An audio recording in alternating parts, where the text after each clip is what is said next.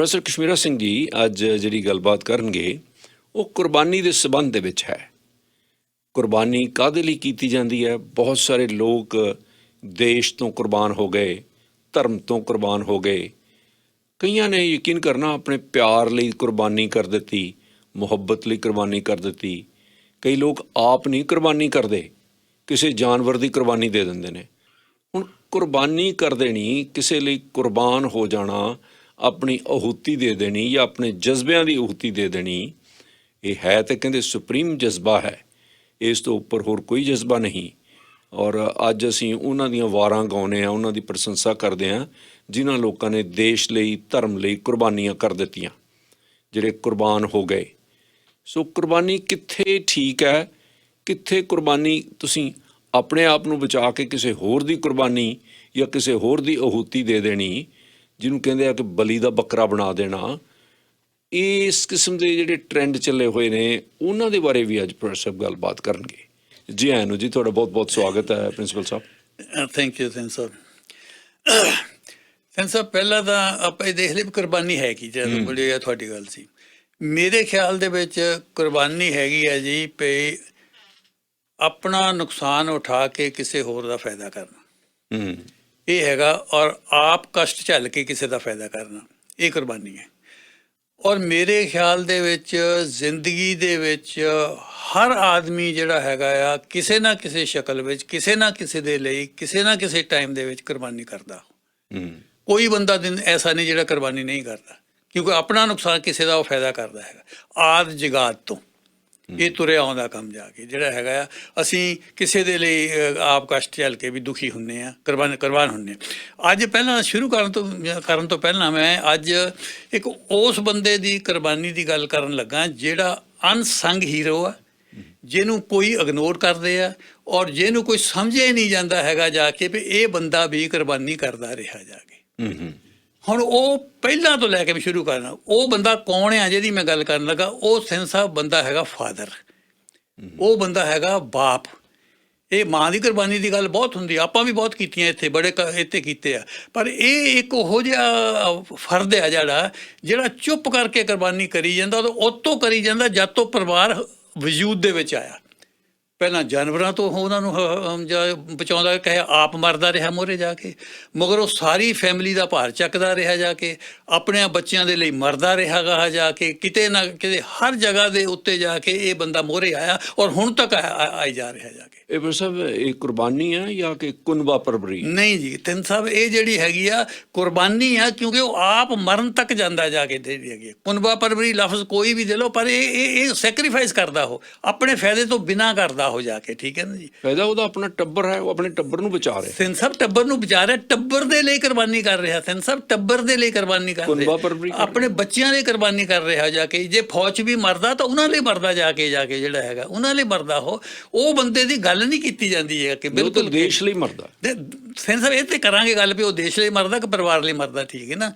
ਅੱਛਾ, ਉਹਦੇ ਵਿੱਚ ਉਸ ਬੰਦੇ ਤਾਂ ਸਾਹਿਬ ਇੱਥੇ ਤੱਕ ਜਾਂਦੇ, ਮੈਂ ਤੁਹਾਨੂੰ ਦੱਸਣਾ ਜੀ ਕਿ ਮੇਰੇ ਨਾਲ ਜ਼ਾਤੀ ਤੌਰ 'ਤੇ ਇੱਦਾਂ ਹੋਇਆ ਵੀ ਮੈਂ ਕੋਰਟ ਦੇ ਵਿੱਚ ਬੰਦਾ ਉਹਨੂੰ ਕੁੱਟਣ 'ਤੇ ਆਇਆ ਜੀ, ਫਾਦਰ ਬੈਠਾ, ਬੰਦਾ ਮੁੰਡਾ ਡਰੱਗ ਕਰਦਾ ਜੀ। ਫਾਦਰ ਮੇਰੇ ਨਾਲ ਗੱਲ ਕਰਕੇ ਕਹਿੰਦਾ ਇਹ ਬਿਲਕੁਲ ਕੁਛ ਨਾ ਕਰੇ, ਕੋਈ ਕੰਮ ਨਾ ਕਰੇ, ਇਹ ਘਰ ਬੈਠਾ ਰਹੇ ਜਾ ਕੇ, ਰੋਟੀ ਪਾਣੀ ਖਾਏ ਜਾਵੇ, ਮੈਂ ਨਿਆਣੇ ਵੀ ਸਾਰੇ ਪਾਲ ਦੇਣੇ ਆ, ਮੈਂ ਸਭ ਕੁਛ ਕਰ ਦੇਣਾ, ਬਸ ਇਹ ਜਿਹੜਾ ਹੈਗਾ ਆ ਡਰੱਗ ਨਾ ਕਰੇ ਜਾ ਕੇ, ਮੈਂ ਸਭ ਕੁਝ ਕਰੂੰਗਾ। ਉਹ ਕਹੀ ਜਾਵੇ ਆਪ ਉਹ ਡਰਾਈਵਰ ਸੀ ਜੋ ਫਾਦਰ ਉਹਦਾ ਜਿਹੜਾ, ਮੈਂ ਉਹ ਕਰੂੰਗਾ। ਉਹ ਇਹ ਸਾਹਿਬ ਇਹ ਕੁਰਬਾਨੀ ਹੈ, ਇਹਨੂੰ ਕੁਰਬਾਨੀ ਸਮਝਦਾ ਨਹੀਂ ਹੈ ਕੋਈ।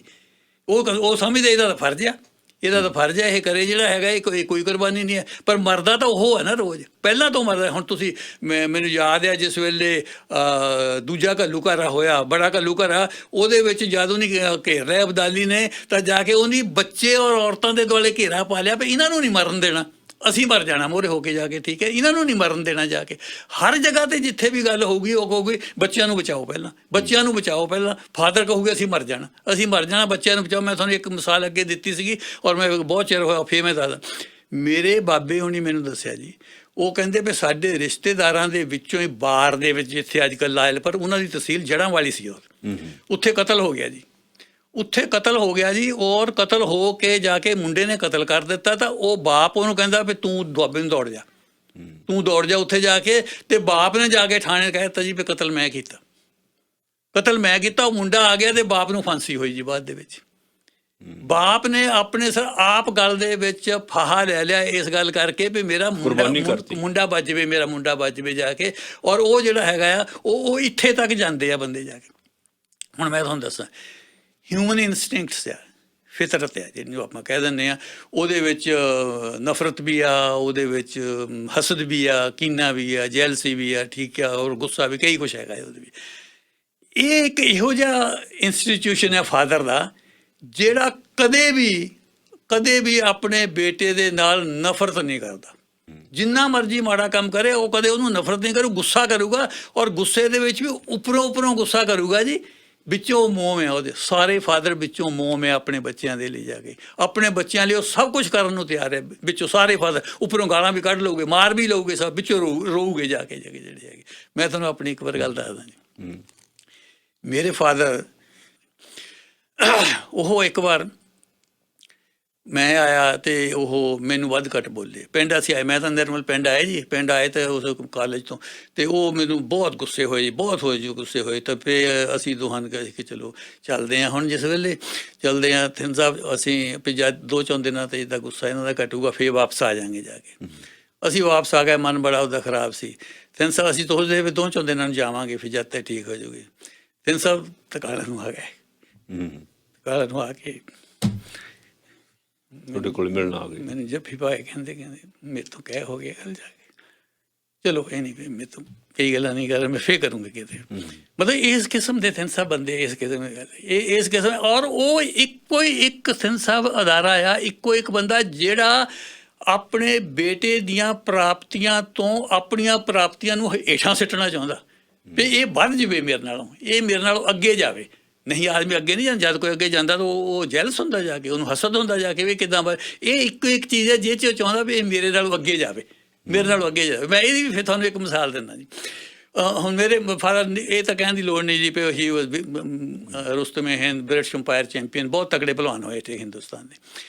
ਉਹ ਜਿਸ ਵੇਲੇ ਜਾ ਕੇ, ਜਿਸ ਵੇਲੇ ਮੈਂ 18 ਸਾਲਾਂ ਦਾ ਸੀਗਾ ਜੀ, ਮੈਂ ਵੀ ਘੁਲਦਾ ਸੀਗਾ ਜੀ, 18 ਸਾਲਾਂ ਦਾ ਸੀਗਾ। ਤੇ ਉਹ ਮੈਨੂੰ ਇੱਕ ਦਿਨ ਮੈਨੂੰ ਅਖਾੜੇ 'ਚ ਕਹਿੰਦੇ ਵੀ ਜ਼ੋਰ ਮੇਰਾ ਕਰਾਉਂਦੇ ਹੁੰਦੇ ਸੀ, ਮਿਹਨਤ ਕਰਾਉਂਦੇ ਸੀ, ਆਪ ਕਰਾਉਂਦੇ ਸੀ, ਆਪ ਵੀ ਤਕੜੇ ਸੀ ਉਸ ਵੇਲੇ। ਮੈਂ ਜਾਣੀ 18 ਸਾਲ ਦੇ ਨਾਲ ਮੈਨੂੰ ਕਹਿੰਦੇ ਅੱਜ ਪੂਰਾ ਜ਼ੋਰ ਲਾਉਣਾ ਜਾ ਕੇ, ਕੋਈ ਇੱਦਾਂ ਨਹੀਂ ਕਰੇ, ਸਾਰਾ ਜ਼ੋਰ ਲਾਉਣਾ ਓਨੈਸਟਲੀ ਕਹਿੰਦੇ।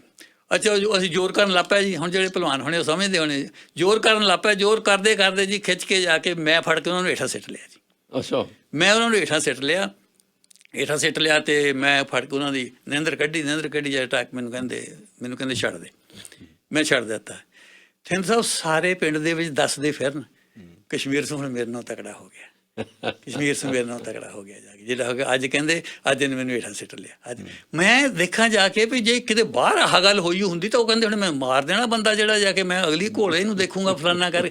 ਇਹ ਫਾਦਰ ਹੈ ਥਿੰਦ ਸਾਹਿਬ।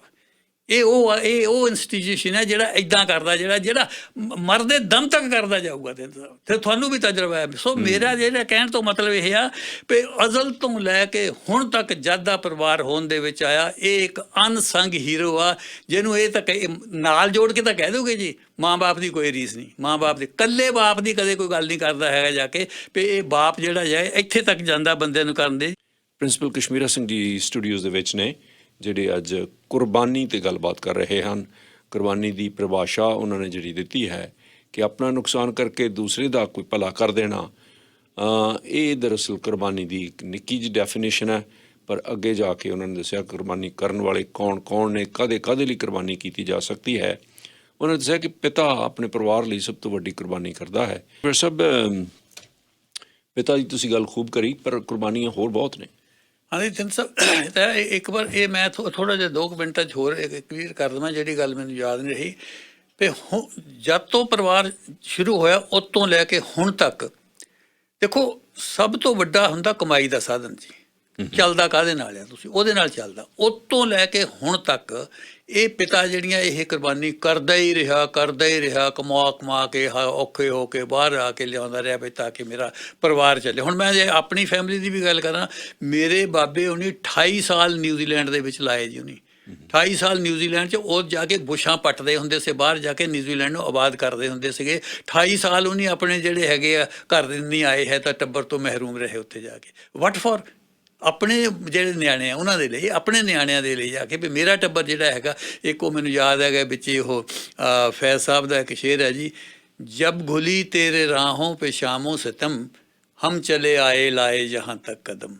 ਵੀ ਜਦੋਂ ਵੀ ਤੇਰੇ ਵਿੱਚ ਜ਼ੁਲਮ ਔਖਿਆਈ ਦਾ ਟਾਈਮ ਆਇਆ ਮੈਂ ਉਸੇ ਵੇਲੇ ਆ ਗਿਆ।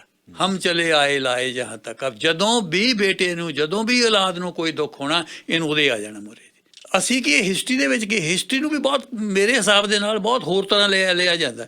ਅਸੀਂ ਸਮਝਦੇ ਹਾਂ ਜਿਹੜਾ ਸਮਾਜ ਇੱਥੇ ਤੱਕ ਹੁਣ ਆਇਆ ਜੀ, ਇਹ ਇਨਸਾਨ ਦੀਆਂ ਕੁਰਬਾਨੀਆਂ ਦਾ ਸਿੱਟਾ ਵੀ ਹੈ ਜਿਹੜਾ ਹੁਣ ਤੱਕ ਇੱਥੇ ਆਇਆ। ਔਰ ਇਹ ਕੁਰਬਾਨੀਆਂ ਚੰਗੇਜ਼ ਖਾਨ ਜਾਂ ਸਿਕੰਦਰ ਕਰਕੇ ਨਹੀਂ ਆਇਆ ਹੈ। ਇਹ ਡੇਲੀ ਜਿਹੜੀਆਂ ਹਰ ਮਨੁੱਖ ਨੇ ਥੋੜਾ ਜਿਹੜਾ ਆਪਣੇ ਆਪ ਨੂੰ ਉਹ ਸੈਕਰੀਫਾਈਸ ਕਰਦਾ ਰਿਹਾ, ਉਹਨਾਂ ਦੀਆਂ ਕੁਰਬਾਨੀਆਂ ਕਰਕੇ ਇੱਥੇ ਤੱਕ ਅਸੀਂ ਪਹੁੰਚੇ ਹਾਂ। ਵਿਕਾਸ ਇੱਥੇ ਤੱਕ ਵਿਕਾਸ ਇਹਦੇ ਕਰਕੇ ਹੋਇਆ ਜਿਹੜੀਆਂ ਆਮ ਬੰਦੇ ਨੇ ਕੀਤੀਆਂ ਆਪਣੇ ਪਰਿਵਾਰ ਲਈ, ਆਪਣੇ ਭਾਈਚਾਰੇ ਲਈ, ਆਪਣੇ ਜਿਹਨੂੰ ਵੀ ਹੋਰ ਕਹਿ ਲਓ ਤੁਸੀਂ, ਉਹਦੇ ਕਰਕੇ ਹੋਇਆ। ਇਸ ਕਰਕੇ ਜਿਹੜਾ ਹੈਗਾ ਆ, ਇਹ ਬਿਲਕੁਲ ਬਹੁਤ ਬੜੇ ਬੰਦਿਆਂ ਨੂੰ ਦੇਖਣ ਦੀ ਲੋੜ ਨਹੀਂ ਹੈ ਜਾ ਕੇ ਵੀ ਨਹੀਂ ਸਮਾਜ 'ਚ ਐਂ ਕਰ ਤੇ ਐਂ ਕਰਦਾ।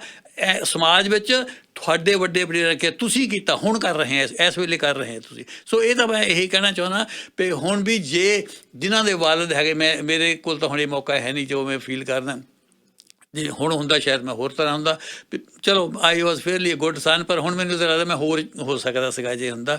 ਜਿਨ੍ਹਾਂ ਦੇ ਵਾਲਿਦ ਜੀਂਦੇ ਆ ਉਹਨਾਂ ਲਈ ਮੇਰਾ ਇਹੀ ਗੱਲ ਗਾ, ਉਹਨਾਂ ਕੋਲ ਜਾਓ, ਉਹਨਾਂ ਨੂੰ ਦੱਸੋ ਵੀ ਅਸੀਂ ਤੁਹਾਡੀਆਂ ਕੁਰਬਾਨੀਆਂ ਭੁੱਲੇ ਨਹੀਂ ਹੈ। ਤੁਸੀਂ ਜੋ ਸਾਡੇ ਲਈ ਕੀਤਾ ਅਸੀਂ ਉਹ ਭੁੱਲੇ ਨਹੀਂ। ਉਹਨਾਂ ਦੇ ਕੋਲ ਉਹਨਾਂ ਨੂੰ ਯਾਦ ਕਰਾਓ ਜਾ ਕੇ ਵੀ ਤੁਸੀਂ ਸਾਡੇ ਲਈ ਆਹ ਕੁਛ ਕੀਤਾ। ਉਹ ਖੁਸ਼ ਹੋਊਗੇ ਇਹਦੇ ਨਾਲ ਜਾ ਕੇ, ਉਹਨਾਂ ਦਾ ਮਨ ਠੀਕ ਹੋਊਗਾ ਇਸ ਗੱਲ ਦੇ ਲਈ ਵੀ ਇਹਨਾਂ ਨੂੰ ਯਾਦ ਹੈ ਇਹਨਾਂ ਗੱਲਾਂ ਦਾ। ਕੁਛ ਨਹੀਂ, ਇਹ 'ਚ ਸੰਗਣ ਦੀ ਕੋਈ ਲੋੜ ਨਹੀਂ ਹੈ, ਸ਼ਰਮ ਖਾਣ ਦੀ ਲੋੜ ਨਹੀਂ ਹੈ ਵੀ ਮੈਂ ਇੱਦਾਂ ਕਹੂੰਗਾ। ਇਹ ਤਾਂ ਇੱਕ ਮਾਣ ਵਾਲੀ ਗੱਲ ਆ ਵੀ ਇੱਕ ਜਿਹੜਾ ਬੇਟਾ ਆ ਉਹ ਆਪਣੇ ਬਾਪ ਦੀਆਂ ਜਿਹੜੀਆਂ ਕੁਰਬਾਨੀਆਂ ਉਹਨਾਂ ਨੂੰ ਯਾਦ ਰੱਖ ਰਿਹਾ। ਚਲੋ ਹੁਣ ਆਪਾਂ ਦੂਜੇ ਪਾਸੇ ਆਉਂਦੇ ਹਾਂ ਜੀ। ਅੱਛਾ, ਇੱਕ ਦਾ ਮੈਨੂੰ ਫੋਨ ਆਇਆ, ਉਹ ਮੈਨੂੰ ਕਹਿੰਦਾ ਪ੍ਰੋਫੈਸਰ ਤੁਸੀਂ ਸਿੱਖੀਜ਼ਮ ਦੀਆਂ ਕੁਰਬਾਨੀਆਂ ਦੀ ਗੱਲ ਬੜੀ ਕਰਦੇ ਰਹੇ ਆ, ਤੁਸੀਂ ਸਿੱਖੀਜ਼ਮ ਨੇ ਨਾਮ ਜਪਣ ਦੀ ਗੱਲ ਨਹੀਂ ਤੁਸੀਂ ਕਰਦੇ ਬਹੁਤੀ, ਨਾਮ ਜਪਣ ਦੀ ਗੱਲ ਨਹੀਂ ਕੀਤੀ ਹੈਗੀ ਕਿ ਤੁਸੀਂ ਜਿਸ ਵੇਲੇ 18ਵੀਂ ਸਦੀ ਦੀ ਸਿੱਖ ਮੂਵਮੈਂਟ ਦੀ ਬੜੀ ਗੱਲ ਕੀਤੀ ਹੈ। ਹੁਣ ਇੱਥੇ ਮੈਂ ਫਿਰ 2-4 ਮਿੰਟ ਲਾਉਣਾ ਚਾਹੁੰਦਾ ਜਿਹਦੇ 'ਤੇ ਜਿਹੜੀ 18ਵੀਂ ਸਦੀ ਦੀ ਸਿੱਖ ਮੂਵਮੈਂਟ ਸੀਗੀ, ਉਹਦੀਆਂ ਸਾਰੀਆਂ ਕੁਰਬਾਨੀਆਂ ਜਿਹੜੀਆਂ ਸਿਰਫ ਨਾਮ ਜਪਣ ਲਈ ਨਹੀਂ ਸੀ ਹੈ। ਇਹਦੇ ਲਈ ਨਹੀਂ ਹੈ ਜਾ ਕੇ ਲੋਕਾਂ ਨੂੰ ਵੀ ਨਾਮ ਜਪਾਉਣਾ। ਇਹ ਨਾਮ ਜਪਣਾ ਸਿੱਖੀ ਦਾ ਇੱਕ ਵੱਡਾ ਅਸੂਲ ਆ। ਜਪਦੇ ਰਹੋ, ਮੈਂ ਨਹੀਂ ਕਹਿੰਦਾ ਨਾਮ ਵੀ ਜਪੋ। ਪਰ ਜਿਹੜੀ 18ਵੀਂ ਸਦੀ ਵਾਲੀ ਸਿੱਖ ਧਰਮ ਦੀ ਲੜਾਈ ਸੀਗੀ, ਉਹ ਲੜਾਈ ਮੁੱਖ ਤੌਰ 'ਤੇ ਨਾਮ ਜਪਣ ਲਈ ਨਹੀਂ ਸੀ ਹੈ। ਉਹ ਲੜਾਈ ਜਿਹੜੀ ਸੀ ਬੇਇਨਸਾਫੀ ਦੇ ਖਿਲਾਫ ਸੀ। ਉਹ ਜਿਹੜੀ ਲੜਾਈ ਸੀ ਉਹ ਹਿਊਮਨ ਰਾਈਟਸ ਦੀ ਲੜਾਈ ਸੀ। ਹੁਣ ਉਸ ਵੇਲੇ ਹਿਊਮਨ ਰਾਈਟਸ ਦਾ ਨਹੀਂ ਲੋਕਾਂ ਨੂੰ ਪਤਾ ਹੁੰਦਾ ਵੀ ਹਿਊਮਨ ਰਾਈਟਸ ਕੀ ਹੁੰਦੇ ਆ। ਇਨਸਾਫ ਦਾ ਪਤਾ ਹੁੰਦਾ ਸੀ, ਜ਼ੁਲਮ ਦੇ ਖਿਲਾਫ ਪਤਾ ਹੁੰਦਾ ਸੀਗਾ। ਹੁਣ ਅੱਜ ਤਾਂ ਸਾਰੀ ਦੁਨੀਆ ਦੇ ਵਿੱਚ ਇੱਕ ਬਣੀ ਹੋਈ ਹੈ ਹਿਊਮਨ ਰਾਈਟਸ ਦੇ ਲਈ। ਪਰ ਸਿੱਖੀਜ਼ਮ ਨੇ ਇਹ ਪਹਿਲਾ ਧਰਮ ਆ ਮੈਨੂੰ ਲੱਗਦਾ ਜਿਹੜਾ ਹਿਊਮਨ ਰਾਈਟਸ ਲਈ ਲੜਿਆ, ਜਿਹੜਾ ਹੈਗਾ ਉਸ ਜ਼ੁਲਮ ਦੇ ਖਿਲਾਫ ਲੜਿਆ, ਜਿਹੜਾ ਹਲਵਾ ਦੀ ਜ਼ਮੀਨ ਦੇਣ ਦੇ ਲਈ ਲੜਿਆ, ਜਿਹੜਾ ਗਰੀਬਾਂ ਨੂੰ ਉੱਪਰ ਚੱਕਣ ਲਈ ਲੜਿਆ ਜਾ ਕੇ ਆ। ਇਹ ਮੈਨੂੰ ਜਿੱਥੇ ਤੱਕ ਮੇਰਾ ਹਿਸਟਰੀ ਦਾ ਗਿਆਨ ਆ, ਇਹ ਓਨਲੀ ਧਰਮ ਹੈ ਦੁਨੀਆ ਦੇ ਵਿੱਚ। ਲੜੇ ਹੀ ਨਹੀਂ ਜੀ, ਕੁਰਬਾਨੀਆਂ ਦੇਣ ਦੇ ਵਿੱਚ ਕਤਾਰਾਂ ਬੰਨ ਕੇ ਜਾਂਦੇ ਰਹੇ ਜਾ ਕੇ ਉਹਦੇ ਵਿੱਚ ਮੈਨੂੰ ਕੁਰਬਾਨੀ ਦੇਣ ਦਿਓ, ਮੈਨੂੰ ਕੁਰਬਾਨੀ ਦੇ ਦਿਓ। ਕਾਹਦੇ ਲਈ? ਉਹ ਨਾਮ ਜਪਣ ਲਈ ਨਹੀਂ ਸੀ ਹੈ ਮੇਰੇ ਸਤਿੰਦ ਸਾਹਿਬ। ਨਾਮ ਜਪਣਾ ਇੱਕ ਜ਼ਰੂਰੀ ਆ, ਉਹ ਸੋਸ਼ਲ ਜਸਟਿਸ ਲਈ ਸੀਗਾ ਜਿਹੜਾ ਹੈਗਾ ਆ ਵੀ ਮੈਂ ਇਹਦੇ ਲਈ ਕੁਰਬਾਨ ਹੋਣਾ ਜਾ ਕੇ ਵੀ ਮੈਂ ਜਿਹੜਾ ਹੈਗਾ ਭੂਪ ਗਰੀਬਨ ਕੋ ਕਹਿਲਾਊਂ ਰਾਜਨ ਕੋ ਮੈਂ ਰੰਕ ਬਣਾਊਂ, ਉਹਦੇ ਲਈ ਕੁਰਬਾਨੀਆਂ ਜਿਹੜੀਆਂ ਸੀਗੀਆਂ ਉਸ ਵੇਲੇ ਦਿੱਤੀਆਂ। ਹੁਣ ਜੇ ਤੁਸੀਂ ਨਾਮ ਜਪਣ ਦੀ ਗੱਲ ਕਰੋ ਜਾ ਕੇ, ਇੱਕ ਬੰਦੇ ਨੂੰ ਵੀ ਬਾਈ ਫੋਰਸ ਨਹੀਂ ਕਿਹਾ ਗਿਆ ਵੀ ਤੂੰ ਨਾਮ ਜਪ, ਇੱਕ ਬੰਦੇ ਨੂੰ ਵੀ ਜ਼ਬਰਦਸਤੀ ਸਿੱਖ ਨਹੀਂ ਬਣਾਇਆ ਗਿਆ ਜਾ ਕੇ ਕਿਸੇ ਦੇ। ਹੁਣ ਆਪਾਂ ਇਹਨੂੰ ਸਾਰੀ ਜਾਂ ਤਾਂ ਇਹ ਕਹਿ ਲਓ ਵੀ ਉਹਨਾਂ ਦੇ ਮੁਤਾਬਕ ਧਰਮ ਹੀ ਇਹ ਸੀ, ਠੀਕ ਹੈ। ਅਦਰਵਾਈਜ਼ ਕਿਸੇ ਨੂੰ ਜ਼ਬਰਦਸਤੀ ਸਿੱਖ ਨਹੀਂ ਬਣਾਇਆ ਗਿਆ, ਕਿਸੇ ਨੂੰ ਜ਼ਬਰਦਸਤੀ ਨਹੀਂ ਕੀਤਾ ਗਿਆ ਵੀ ਤੈਨੂੰ ਆਹ ਕੀਤਾ ਗਿਆ ਜਾ ਕੇ। ਉਹ ਲੜੇ ਹੈਗੇ ਇਹਦੇ ਲਈ। ਸੋ ਇਸ ਕਰਕੇ ਇਹ ਆਪਾਂ ਕਲੀਅਰ ਹੋ ਜਾਈਏ ਵੀ ਦੁਨੀਆ ਦਾ ਇੱਕੋ ਇੱਕ ਧਰਮ ਹੈਗਾ ਜਿਹੜਾ ਉਸ ਸਮੇਂ ਹਿਊਮਨ ਰਾਈਟਸ 'ਤੇ ਲੜਿਆ, ਉਸ ਸਮੇਂ ਕੁਰਬਾਨੀ ਕੀਤੀਆਂ ਇਹਦੇ ਲਈ ਕੀਤੀਆਂ ਜਾ ਕੇ, ਜ਼ੁਲਮ ਦੇ ਖਿਲਾਫ ਲੜਿਆ ਔਰ ਗਰੀਬਾਂ ਲਈ ਲੜਿਆ, ਗਰੀਬੀ ਦੂਰ ਕਰਨ ਲਈ ਲੜਿਆ, ਜਿਹੜਾ ਹੈਗਾ ਫਿਊਡਲ ਸਿਸਟਮ ਨੂੰ ਖਤਮ ਕਰਨ ਲਈ ਲੜਿਆ, ਜ਼ਗੀਰਦਾਰੀ ਸਿਸਟਮ ਨੂੰ ਖਤਮ ਕਰਨ ਲਈ ਲੜਿਆ। ਚਾਹੇ ਇਹ ਜਿਹੜੀ ਜ਼ਗੀਰਦਾਰੀ ਸਿਸਟਮ ਕਿਸੇ ਸ਼ਕਲ 'ਚ ਮੁੜ ਕੇ ਫੇਰ ਇੱਥੇ ਆ ਗਈ, ਪਰ ਉਸ ਵੇਲੇ ਉਹਨੇ ਸਾਰੀਆਂ ਹਜ਼ਾਰਾਂ ਦੀ ਗਿਣਤੀ ਦੇ ਵਿੱਚ ਕੁਰਬਾਨੀਆਂ ਦਿੱਤੀਆਂ ਇਸ ਗੱਲ ਦੇ ਲਈ ਵੀ ਇਹ ਜਿਹੜਾ ਬੇਇਨਸਾਫੀ ਹੈ ਇਹ ਖਤਮ ਹੋ ਜਾਵੇ। ਚਲੋ, ਨਾਲੇ ਜਿਹੜੀ ਸੋਸ਼ਲ ਜਸਟਿਸ ਲਈ ਕੁਰਬਾਨੀਆਂ ਦੇਣ ਵਾਲੇ ਲੋਕ ਸੀ ਜੀ, ਉਹਨਾਂ ਨੂੰ ਇਸ ਭਲੀ ਭਾਂਤ ਪਤਾ ਸੀ ਕਿ ਸਾਡਾ ਤਾਂ ਨੁਕਸਾਨ ਹੋ ਜਾਏਗਾ, ਲੇਕਿਨ ਅਸੀਂ ਇੱਕ ਇਹੋ ਜਿਹੀ ਨੀਂਹ ਰੱਖ ਜਾਾਂਗੇ ਜਿਸ ਦੇ ਨਾਲ ਆਉਣ ਵਾਲੀਆਂ ਨਸਲਾਂ ਨੂੰ ਇਨਸਾਫ ਕਦੇ ਜ਼ਰੂਰ ਮਿਲੇਗਾ। ਬਿਲਕੁਲ ਬਿਲਕੁਲ। ਔਰ ਇਹ ਨਹੀਂ ਉਹਨਾਂ ਨੂੰ ਪਤਾ ਸੀ ਵੀ ਇੰਸਟੈਂਟਲੀ ਕੋਈ ਇਹੋ ਜਿਹੀ ਗੱਲ ਨਹੀਂ ਹੋਣੀ, ਭਾਵੇਂ ਉਹ ਚਰਖੜੀਆਂ ਤੇ ਚੜਿਆ, ਬੰਦ ਕਟਵਾਇਆ, ਇਤਿਹਾਸ ਭਰਿਆ ਪਿਆ ਕੁਰਬਾਨੀਆਂ ਦੇ ਨਾਲ, ਪਰ ਉਹਦਾ ਮਤਲਬ ਸਿਰਫ ਇੱਕ ਹੀ ਸੀ ਕਿ ਸੋਸ਼ਲ ਜਸਟਿਸ ਮਿਲੇ, ਇਨਸਾਫ ਮਿਲੇ, ਬਿਲਕੁਲ ਨਾ ਹੋਵੇ। ਇਹ ਨਹੀਂ ਮਿਲੇ ਵੀ ਦੂਜਿਆਂ ਨੂੰ ਧਰਮ ਇਹ ਬਦਲਾਉਣ ਦੇ ਲਈ, ਧਰਮ ਬਦਲਾਉਣ ਲਈ ਨਹੀਂ ਸੀ ਇਹ ਕੁਰਬਾਨੀਆਂ ਜਿਹੜੀਆਂ ਹੈਗੀਆਂ। ਬਹੁਤ ਸਾਰੇ ਲੋਕ ਉਹਨੂੰ ਤੁਸੀਂ ਕੁਰਬਾਨੀ ਦੀ ਡੈਫੀਨੇਸ਼ਨ ਵੀ ਦੇ ਸਕਦੇ ਹੋ, ਉਹ ਕੁਰਬਾਨੀਆਂ ਕਰਦੇ ਰਹਿੰਦੇ ਆ, ਪਰ ਉਹ ਕੁਰਬਾਨੀ ਦੇ ਵਿੱਚ ਉਹਨਾਂ ਦਾ ਪਰਸਨਲ ਫਾਇਦਾ ਹੁੰਦਾ, ਜਿਹੜਾ ਜ਼ਾਤੀ ਮਫਾਦ ਹੁੰਦਾ। ਕੋਈ ਬੇਸ਼ੱਕ ਉਹ ਥੋੜ੍ਹਾ ਬਹੁਤ ਆਪਦਾ ਨੁਕਸਾਨ ਕਰਕੇ ਵੀ ਚੱਲਦਾ ਰਹਿੰਦਾ, ਪਰ ਇਵੈਂਚੁਅਲੀ ਉਹਨੂੰ ਪਤਾ ਹੁੰਦਾ ਕਿ ਮੇਰਾ ਨਿੱਜ ਨੂੰ ਫਾਇਦਾ ਪਹੁੰਚਣਾ। ਨਿੱਜ ਨੂੰ ਫਾਇਦਾ ਪਹੁੰਚਣ ਵਾਲਾ ਜਿਹੜਾ ਤੁਹਾਨੂੰ ਉੱਪਰੋਂ ਕੁਰਬਾਨੀ ਵੀ ਲੱਗਦੀ ਹੋਵੇ ਜਾਂ ਇਸ ਤਰ੍ਹਾਂ ਦਾ ਲੱਗਦਾ ਹੋਵੇ ਕਿ ਦੂਜੇ ਲੋਕਾਂ ਲਈ ਵੀ ਇਹ ਫਾਇਦਾ ਪਹੁੰਚਾ ਰਿਹਾ, ਉਹਦੇ ਵਿੱਚ ਉਹਦਾ ਆਪਣਾ ਇੰਟਰਸਟ। ਦੇਖੋ ਸਿੰਘ ਸਾਹਿਬ, ਇਸ ਗੱਲ ਦੇ ਨਾਲ ਮੈਂ 100% ਤੁਹਾਡੇ ਨਾਲ ਸਹਿਮਤ ਹਾਂ ਵੀ ਜੇ ਇਹ ਗਾਹਾਂ ਬਰੀਕੀ ਵਿੱਚ ਚਲ ਜਾਈਏ ਨਾ, ਜਾਂ ਗਾਹਾਂ ਬਰੀਕੀ ਵਿੱਚ ਚਲ ਜਾਈਏ ਤਾਂ ਹਰ ਆਦਮੀ ਜਿਹੜਾ ਹੈਗਾ ਆ ਉਹ ਫਿਰ ਜੋ ਆਪ ਠੀਕ ਸਮਝਦਾ ਉਹਦੇ ਲਈ ਉਹ ਕਰਦਾ, ਉਹਦੀ ਆਪਣੀ ਖੁਸ਼ੀ ਇਨਵੋਲਵ ਹੁੰਦੀ ਹੈ ਹਰ ਬੰਦੇ। ਫਿਰ ਜੇ ਬਰੀਕੀ ਚਲ ਜਾਈਏ, ਪਰ ਆਪਾਂ ਉੱਪਰਲੀ ਸਤ੍ਹਾ ਦੀ ਗੱਲ ਕਰ ਰਹੇ ਹਾਂ ਜਿਹਦੇ ਵਿੱਚ ਸਿੰਘ ਸਾਹਿਬ ਉੱਦਾਂ ਮੈਂ ਤੁਹਾਨੂੰ ਦੱਸਾਂ ਜਾ ਕੇ, ਜਿਹੜੀ ਆਪਣੀ ਕੁਰਬਾਨੀ ਜਾਂ ਸ਼ਹੀਦੀ ਵੀ ਆ, ਇੱਕ ਲਈ ਉਹ ਸ਼ਹੀਦੀ ਆ, ਦੂਜੇ ਲਈ ਉਹ ਗਦਾਰੀ ਆ। ਠੀਕ ਹੈ, ਇਸ ਕਰਕੇ ਇਹ ਗੱਲਾਂ ਜਿਹੜੀਆਂ ਹੈਗੀਆਂ ਬਹੁਤ ਔਖੀਆਂ ਆ। ਹੁਣ ਖਬਰ ਤੁਹਾਨੂੰ ਲੱਗ ਜਾਂਦੀ ਹੈ ਜਾ ਕੇ ਜੀ ਵੀ ਜਿਹੜੇ ਇੱਕ ਪਾਸੇ ਆ ਗਏ ਵੀ 4 ਸ਼ਹੀਦ ਜੇ ਹੁਰ ਵਤਨ ਦੇ ਲਈ ਮਾਰੇ ਗਏ ਇੰਨੇ ਬੰਦੇ, ਦੂਜੇ ਪਾਸੇ ਖਬਰ ਲੱਗ ਜਾਂਦੀ ਆ 4 ਆਤੰਕਵਾਦੀ ਕੁੱਤੋਂ ਕੀ ਤਰ੍ਹਾਂ ਢੇਰ ਕਰ ਦਿਏ ਗਏ। ਠੀਕ ਹੈ ਨਾ, ਉਹੀ ਬੰਦੇ ਉਹ ਮਰਨ ਵਾਲੇ ਨੂੰ ਉੱਦਾਂ ਲੈਂਦੇ ਆ, ਉਹ ਮਰਨ ਵਾਲੇ ਨੂੰ ਉੱਦਾਂ ਲੈਂਦੇ ਆ। ਇੱਕ ਬੰਦਾ ਜਿਹੜਾ ਹੈਗਾ ਉਹਦੇ ਲਈ ਸ਼ਹੀਦ ਆ, ਦੂਜੇ ਲਈ ਉਹ ਗੱਦਾਰ ਹੈਗਾ। ਬਾਗੇ ਤੋਂ ਇੱਧਰਲੇ ਪਾਸੇ ਮਰਦਾ ਉਹਨੂੰ ਹੋਰ ਤਰ੍ਹਾਂ ਲੈਂਦੇ ਆ, ਬਾਗੇ ਤੋਂ ਪਰਲੇ ਪਾਸੇ ਮਰਦਾ ਉਹਨੂੰ ਹੋਰ ਤਰ੍ਹਾਂ ਲੈਂਦੇ ਆ। ਸੋ ਇਹ ਤਾਂ ਆਪਣੇ ਇਸ਼ਟ ਦੀ ਗੱਲ ਹੈਗੀ ਆ, ਬਲੀਫ ਦੀ ਗੱਲ ਆ। ਬਲੀਫ ਸੁਪਰਫੀਸ਼ੀਅਲ ਲੈਵਲ ਤੇ ਨਾ ਹੁਣ ਰੱਖੋ ਤੋਂ ਲੋਕ ਜ਼ਿਆਦਾ ਐਕਸਪੈਕਟ ਕਰਦੇ ਆ। ਹੁਣ ਇੱਕ ਵਿਅਕਤੀ ਜਿਹੜਾ ਤਨਖਾਹ ਤੇ ਕੰਮ ਕਰਦਾ, ਨੌਕਰੀ ਕਰਦਾ, ਆਪਣਾ ਪੇਟ ਪਾਲਦਾ, ਉਹ 'ਚ ਉਹਨੂੰ ਪੈਸੇ ਮਿਲਦੇ ਆ ਤੇ ਉਹ ਮਿਲਟਰੀ ਦੇ ਵਿੱਚ ਭਰਤੀ ਹੋ ਜਾਂਦਾ। ਬਹੁਤ ਲੋਕ ਪੰਜਾਬ ਦੇ ਮਿਲਟਰੀ 'ਚ ਇਸ ਕਰਕੇ ਭਰਤੀ ਹੋਏ ਜਿਨ੍ਹਾਂ ਕੋਲੇ ਜ਼ਮੀਨ ਹੈ ਨਹੀਂ ਸੀ, ਗਰੀਬ ਸੀ, ਰੋਟੀ ਤੋਂ ਆਤਰ ਸਨ, ਫੌਜ 'ਚ ਭਰਤੀ ਹੋ ਗਏ, ਤਕੜੇ ਸੀ, ਔਰ ਉਸ ਤੋਂ ਬਾਅਦ ਉਹਨਾਂ ਨੂੰ ਪੈਸੇ ਮਿਲਣ ਲੱਗ ਪਏ, ਉਹਨਾਂ 'ਚ ਖੁਸ਼ਹਾਲੀ ਵੀ ਆਈ, ਟੱਬਰ ਨੂੰ ਪੈਸੇ ਵੀ ਭੇਜੇ। ਪਰ ਉੱਥੇ ਜਦੋਂ ਜੰਗ ਲੱਗੀ ਤਾਂ ਉਹਨਾਂ ਦੀ ਮੌਤ ਹੋ ਗਈ, ਉਹ ਸ਼ਹੀਦ ਹੋ ਗਏ। ਉਹ ਕੁਰਬਾਨੀ ਦੇ ਗਏ ਮੁਲਕ ਲਈ, ਦੇਸ਼ ਲਈ ਕੁਰਬਾਨੀ ਦੇ ਸਕਦਾ ਉਹ ਵਿਅਕਤੀ ਜਿਹੜਾ ਤਨਖਾਹ ਤੇ ਕੰਮ ਕਰਦਾ। ਹੁਣ ਤੁਸੀਂ ਆਪਣੇ ਆਪ ਲਈ ਮਰਦਾ। ਹੁਣ ਮੈਂ ਤੁਹਾਨੂੰ ਹੁਣ ਆਪਾਂ ਇਸ ਗੱਲ ਤੇ ਉੱਤੇ ਆ ਗਏ ਹਾਂ। ਤੁਸੀਂ ਕਹਿੰਦੇ ਵੀ ਨਹੀਂ, ਹੁਣ ਲੋਕ ਐਕਸਪੈਕਟ ਕਰਦੇ ਆ ਵੀ ਥੋੜ੍ਹੀ ਜਿਹੀ ਗਹਿਰਾਈ ਦੇ ਵਿੱਚ ਗੱਲ ਕੀਤੀ ਜਾਵੇ, ਫਿਰ ਉਹ ਕਰਦੇ ਆ ਆਪਾਂ। ਸਿੰਘ ਸਾਹਿਬ, ਜਿਸ ਵੇਲੇ ਤੁਸੀਂ ਕੋਈ ਜੋਬ ਵੀ ਲੈਂਦੇ ਆ, ਇੱਕ ਕੰਟਰੈਕਟ ਕਰਦੇ ਆ ਤੁਸੀਂ ਉਹਦੇ ਨਾਲ, ਠੀਕ ਹੈ ਨਾ। ਮੈਂ ਜਿਸ ਵੇਲੇ ਪੜ੍ਹਾਉਣ ਲੱਗਾ, ਮੇਰੇ ਨਾਲ ਉਹਨਾਂ ਦਾ ਕੰਟਰੈਕਟ ਹੋਇਆ ਵੀ ਤੈਨੂੰ ਇੰਨੇ ਪੈਸੇ ਦੇਵਾਂਗੇ ਤੇ ਆਹ ਤਾਂ ਕੰਮ ਕਰਨਾ। ਇਸੇ ਤਰ੍ਹਾਂ ਜਿਸ ਵੇਲੇ ਬੰਦਾ ਕੋਈ ਫੌਜ ਦੇ ਵਿੱਚ ਭਰਤੀ ਹੁੰਦਾ ਹੈ, ਉਹਦਾ ਕੰਟਰੈਕਟ ਹੁੰਦਾ ਵੀ ਤੈਨੂੰ ਇੰਨੇ ਪੈਸੇ ਦੇਣੇ ਆ, ਉਹਦੇ ਲਈ ਤੈਨੂੰ ਜਾਂ ਤਾਂ ਮਰਨਾ ਜਾਂ ਤਾਂ ਮਾਰਨਾ। ਇਹ ਤੇਰਾ ਕੰਮ ਆ। ਤੇਰਾ ਕੰਮ ਕੀ ਆ? ਜਾਂ ਮਰਨਾ ਜਾਂ ਤਾਂ ਮਾਰਨਾ। ਉਹਦੇ ਲਈ ਤੈਨੂੰ ਇੰਨੇ ਪੈਸੇ ਮਿਲਦੇ ਆ। ਉਹ ਬੰਦਾ ਕਹਿੰਦਾ ਜੀ ਓਕੇ ਠੀਕ ਆ, ਮੈਂ ਜਿਹੜਾ ਹੈਗਾ ਆ ਮੈਨੂੰ ਮਨਜ਼ੂਰ ਆ, ਮੈਨੂੰ ਤੁਸੀਂ ਇੰਨੇ ਪੈਸੇ ਦਿਓ, ਮੈਂ ਜਾ। ਉਹ ਹੁਣ ਜਿਹੜਾ ਤੁਸੀਂ ਕਹਿੰਦੇ ਆ ਵੀ ਉਹ ਕੁਰਬਾਨੀ ਲਿਆ, ਉਹਦੀ ਜਿਹੜੀ ਕੁਰਬਾਨੀ ਹੈਗੀ ਆ ਉਹ ਦੇਸ਼ ਲਈ ਕੁਰਬਾਨੀ ਨਹੀਂ ਹੈ। ਜਿਹੜਾ ਕੰਟਰੈਕਟ ਹੁੰਦਾ ਉਹ ਕੁਰਬਾਨੀ ਨਹੀਂ ਹੁੰਦੀ। ਪੈਸੇ ਲੈ ਕੇ ਜਿਹੜਾ ਤੁਸੀਂ ਕੰਮ ਕਰਦੇ ਆ, ਤੁਸੀਂ ਹੁਣ ਇੱਥੇ ਬੈਠੇ ਕੁਰਬਾਨੀ ਨਹੀਂ ਕਰ ਰਹੇ ਜਾ ਕੇ। ਮੈਨੂੰ ਹੋਰ ਸਪਸ਼ਟ ਕਰਨ ਦਿਓ। ਜੇ ਫਰਜ਼ ਕਰੋ ਜਿਹੜਾ ਕੰਟਰੈਕਟ ਹੋਇਆ ਉਹਦੇ ਵਿੱਚ ਸਰਕਾਰ ਕਹੇ ਲੈ ਵੀ ਤੈਨੂੰ ਹੁਣ 6 ਮਹੀਨੇ ਪੈਸੇ ਨਹੀਂ ਮਿਲਣੇ, ਉਹ ਤਾਂ ਪਿੰਡ ਚਲਾ ਜਾਏਗਾ, ਵਾਪਸ ਚਲਾ ਜਾਏਗਾ। ਠੀਕ ਹੈ, ਉੱਥੇ ਕੁਰਬਾਨੀ ਕਰਨ ਲਈ ਨਹੀਂ ਆਇਆ। ਮੈਂ ਉਹੀ ਤਾਂ ਮੈਂ ਕਹਿ ਰਿਹਾ ਜੀ, ਮੈਂ ਤੁਹਾਡੇ ਵਾਲੀ ਗੱਲ ਇਹੀ ਕਹਿ ਰਿਹਾ ਜਾ ਕੇ ਵੀ ਉਹ ਜਿਸ ਵੇਲੇ ਆਉਂਦਾ, ਉਹ ਜੋਬ ਹੈ ਉੱਥੇ, ਜਿਹੜਾ ਜੋਬ ਉਹ ਕਰਦਾ, ਉਹ ਕੁਰਬਾਨੀ ਕਰਦਾ ਉਹ ਬੰਦਾ, ਪਰ ਉਹ ਕਿਹਲੇ ਕਰਦਾ? ਉਹ ਫੈਮਿਲੀ ਲਈ ਕਰਦਾ। ਉਹ ਆਪਣੇ ਲਈ, ਉਹ ਜਿਹੜਾ ਹੈਗਾ ਦੇਸ਼ ਲਈ ਕੁਰਬਾਨੀ ਨਹੀਂ ਕਰਦਾ ਹੈ, ਉਹ ਫੈਮਿਲੀ ਲਈ ਕੁਰਬਾਨੀ, ਫੈਮਿਲੀ ਲਈ ਮਰਦਾ। ਉੱਥੇ ਜਾ ਕੇ ਆਪਣੇ ਲਈ ਉਹ ਮਰਦਾ, ਆਪਣੀ ਫੈਮਿਲੀ ਲਈ ਮਰਦਾ, ਆਪਣੇ ਬੱਚਿਆਂ ਲਈ ਮਰਦਾ, ਆਪਣੀ ਬੀਵੀ ਲਈ ਮਰਦਾ। ਉੱਥੇ ਜਾ ਕੇ ਆਪਣੇ ਦੇਸ਼ ਤੋਂ ਤਾਂ ਪੈਸੇ ਲੈਂਦਾ ਉਹ। ਦੇਸ਼ ਲਈ ਉਹਦੀ ਕਾਹਦੀ ਕੁਰਬਾਨੀ? ਦੇਸ਼ ਲਈ ਤਾਂ ਪੈਸੇ ਲੈਂਦਾ ਜਾ ਕੇ। ਜਿਸ ਵੇਲੇ ਉਹ ਆਇਆ ਉਹਦਾ ਪੂਰਾ ਕੰਟਰੈਕਟ ਹੁੰਦਾ, ਫਿਰ ਤਾਂ ਆਹ ਕੰਮ ਹੈ ਤੇਰਾ, ਇੰਨੇ ਤੈਨੂੰ ਪੈਸੇ ਮਿਲਣੇ ਆ। ਇਸੇ ਤਰ੍ਹਾਂ ਜੇ ਤੁਸੀਂ ਆ, ਇਸੇ ਤਰ੍ਹਾਂ ਮੈਂ, ਜਿਹੜੇ ਕੰਮ ਦੇ ਵਿੱਚੋਂ ਤੁਸੀਂ ਪੈਸੇ ਲੈ ਕੇ ਕੰਮ ਕਰਦੇ ਆ, ਉਹਨੂੰ ਤੁਸੀਂ ਕੁਰਬਾਨੀ ਨਹੀਂ ਕਹਿ ਸਕਦੇ। ਬਿਲਕੁਲ ਠੀਕ ਹੈ ਨਾ, ਉਹਨੂੰ ਜੋਬ ਕਹਿ ਸਕਦੇ ਆ ਤੁਸੀਂ। It's A job.